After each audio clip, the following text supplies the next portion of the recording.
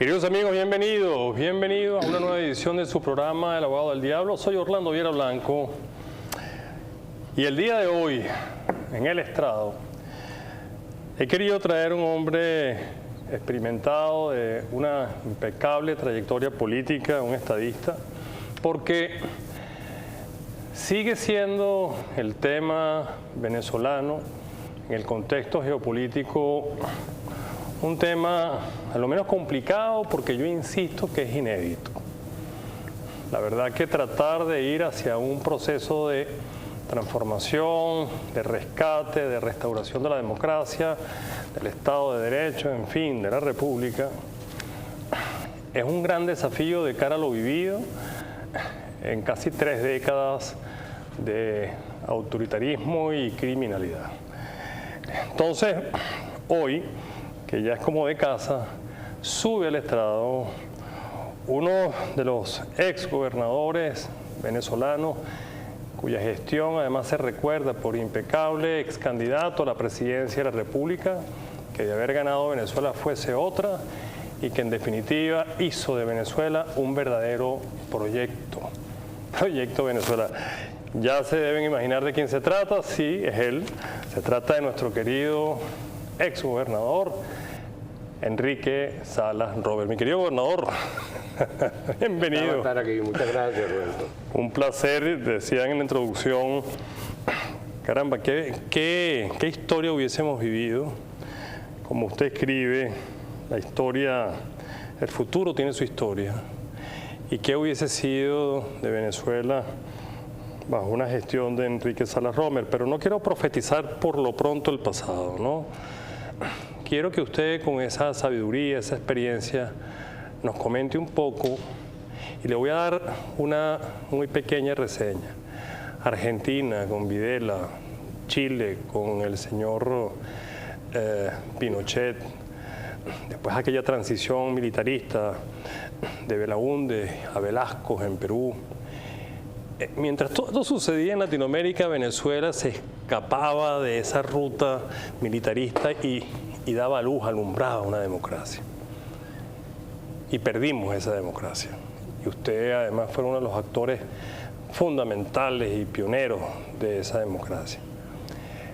Ahora la historia nos está abriendo las puertas para rescatarla, en momentos donde la región ha vuelto a un sistema democrático donde recientemente Colombia trata de sacudirse estos socialismos que han inundado a Latinoamérica. ¿Cómo está viendo usted la situación hoy para Venezuela, donde el futuro tiene historia? Bueno, lo que pasa es que el mundo ha cambiado ostensiblemente después de la Segunda Guerra Mundial, con la aparición de las bombas nucleares. Ya las guerras no son territoriales, salvo en sitios localizados, en este momento Ucrania, en este momento también en el Medio Oriente, y especialmente. Y se ha hecho cada vez más sistémica, o sea, la soberanía viene penetrada por una serie de vectores, entre ellos el narcotráfico, pero también la ideología, también la relación con las redes sociales a través de las redes financieras. La nueva tecnología, sí. Entonces, mientras tú manejas la guerra, porque estamos en guerra, una guerra que estalló en 2004 y no nos hemos dado cuenta porque no se parece a guerra. Sí. Y eso podemos ahondar en otro momento o cuando tú quieras. Coloca a Venezuela en un teatro que está afectado por todo este proceso que desarrolla mundialmente y que afecta a toda Latinoamérica. ¿Qué está ocurriendo? Lo mismo que ocurría en Venezuela. Cuando yo fui electo gobernador, tardaba 17 minutos en lograr una llamada telefónica y solo el 10% de las personas tenían teléfono. La Guardia Nacional no tenía ni siquiera walkie-talkies, yo solo los tuve que suministrar.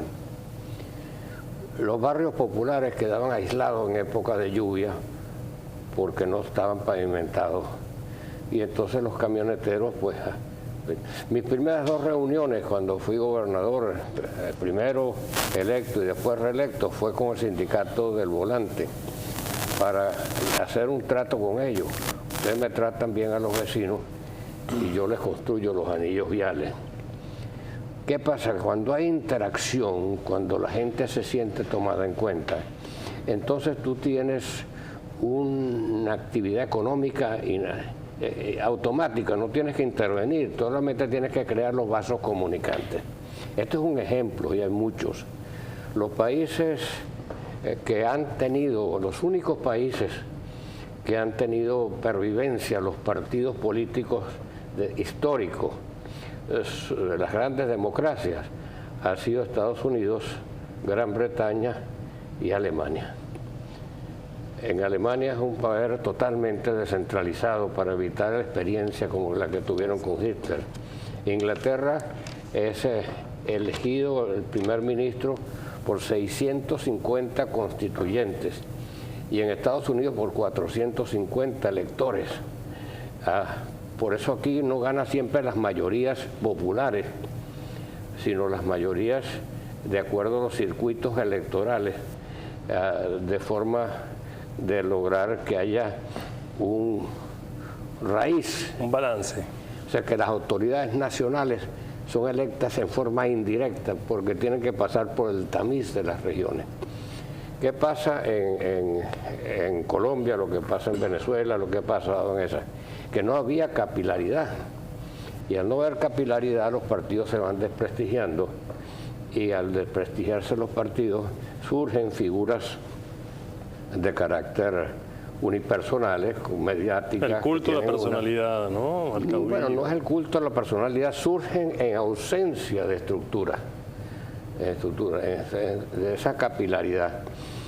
Hubo un presidente famoso, en este momento se me escapa el nombre, del Partido Demócrata, por cierto, en el Congreso de Estados Unidos, que escribió un solo librito que se llamó All Politics is Local. La política es local.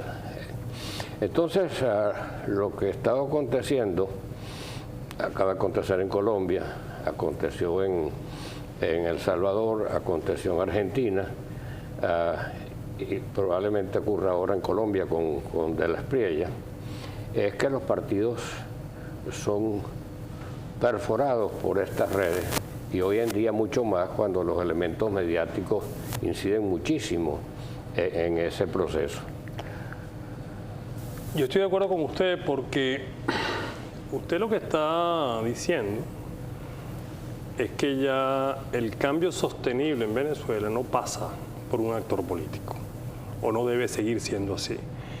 Que de lo que nos fatigamos los venezolanos, independientemente de cuáles fueron las causas para deteriorar la democracia, es de ese presidencialismo que debe decantar en una descentralización real de cabildo para lograr un balance en el poder. Ahora le pregunto yo, las esperanzas están cifradas nuevamente en un actor político o en una actriz política que es María Corina. ¿Cuál es el desafío de María Corina de ser cierto que puede ser la que rija los destinos del país después de una elección? Bueno, la política venezolana, y es evidente, ha estado manejado por un gobierno totalitario por una parte y por una oposición Vichy. Tú conoces bien lo que es Vichy. La Segunda Guerra Mundial. Bueno, cuando Hitler invade a Francia. Ese era el alacranato francés. Se creó, bueno, pero con una figura de gran relieve, un héroe de la Primera Guerra Mundial, el mariscal Pétain, la preside. Y ese entendimiento para aceptar, establecer cierta convivencia, va convirtiendo la convivencia en tolerancia y la tolerancia en complicidad. Sí, señor. Y eso es lo que ha ocurrido en Venezuela. Entonces surge una María Corina que no juega ese juego. Un juego que es, por cierto, muy caraqueño. ¿Ah, sí? ¿Por qué? Bueno, tú ves el... 80... Muy mantuano, dice usted. No, es que Venezuela nunca tuvo presidentes caraqueños. Correcto. Venían de los llanos originalmente, o del oriente, y después vinieron sobre todo el Táchira, ¿no? En toda la historia de Venezuela solo hay un caso de cierta significación, que es Antonio Guzmán Blanco. De resto, si excluimos a Maduro, que obviamente no es caraqueño, ha sido caraqueño. Y hoy en día es al revés. Tú tomas la totalidad de los liderazgos en Caracas, el 80% son caraqueños. Y Caracas se ha ido aislando del resto del país. Y eso mismo está ocurriendo en otras capitales. En Latinoamérica tiene ese problema. Pero Caracas tiene también el problema que es una ciudad muy insegura, porque está como en un cuello de botella. Cuando Caracas, la guipuzcoana, convierte a Caracas en el centro de operaciones e impone sobre un país federal su mando, aquello era lógico por el clima, porque era una ciudad amurallada por las montañas, pero hoy en día el gentío que ha llegado a Caracas es una ciudad que tú puedes aislar e impedir que tenga acceso a su aeropuerto con solo cerrar 2 túneles. Hace de Caracas una ciudad complicada, una ciudad muy insegura, quizás la capital más insegura del mundo. Entonces, en ese contexto, María Corina tiene que navegar, por una parte, ese enjambre de intereses que ha convivido con el poder totalitario, pero por otra parte tiene que, de alguna manera, jugar el juego mundial, porque Venezuela está perforada por todas las redes de la criminología, del crimen, sobre todo el narcotráfico, pero también del lavado de dinero, el tráfico de metales, el tráfico se piensa que incluso a través de esos vuelos fantasmas que llegaban a Irán, Venezuela sirvió con esos vuelos para traficar incluso uranio y para traer de regreso el dinero para el Hezbollah. Entonces, Venezuela no es un caso aislado de lo que ocurre en el mundo. Tenemos que ir al corte, mi querido gobernador, pero ya dejó sobre la mesa del estrado otro gran tema, que es la criminalidad global, en un mundo cada vez más conectado, donde el liderazgo del presidente Trump y esto que se ha llamado la doctrina Trump, sin duda está logrando un cambio profundo en contener el crimen con retórica, sino con enforcement diplomático. Pero lo vamos a analizar en el próximo segmento con nuestro querido exgobernador Enrique Salas Romer. Ya venimos.